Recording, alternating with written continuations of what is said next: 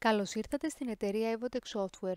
Το βίντεο που ακολουθεί αποτελεί εκπαιδευτικό υλικό και πνευματική ιδιοκτησία της εταιρείας. Στο βίντεο αυτό θα μάθουμε πώς διαχειριζόμαστε έναν πελάτη.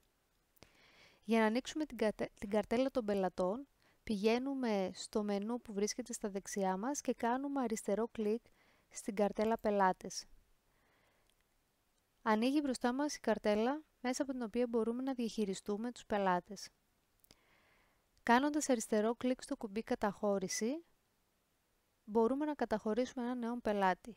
Για να δείτε πώς ακριβώς γίνεται αυτό, ανατρέξτε στο βίντεο πώς καταχωρούμε έναν πελάτη. Πώς όμως μπορούμε να διορθώσουμε ένα τυχόν ορθογραφικό λάθος ή κάποιο άλλο στοιχείο που έχουμε αντιληφθεί ότι έχουμε καταχωρήσει λάθος σε έναν πελάτη? Αρκεί να κάνουμε αριστερό κλικ στη γραμμή που εμφανίζεται ο πελάτης, να την επιλέξουμε δηλαδή, και μετά να κάνουμε αριστερό κλικ στο κουμπί διόρθωση.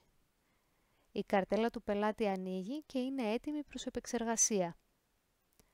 Θα διορθώσουμε το ορθογραφικό λάθος που έχουμε κάνει στο όνομα της κυρίας Παπαδοπούλου και μόλις κάνουμε την οποιαδήποτε αλλαγή στην καρτέλα, ενεργοποιείται το κουμπί της καταχώρησης. Μόλις τελειώσουμε με τις αλλαγές που θέλουμε να κάνουμε, κάνουμε αριστερό κλικ στο κουμπί καταχώρηση. Η καρτέλα έχει διορθωθεί. Πώς μπορούμε να διαγράψουμε έναν πελάτη?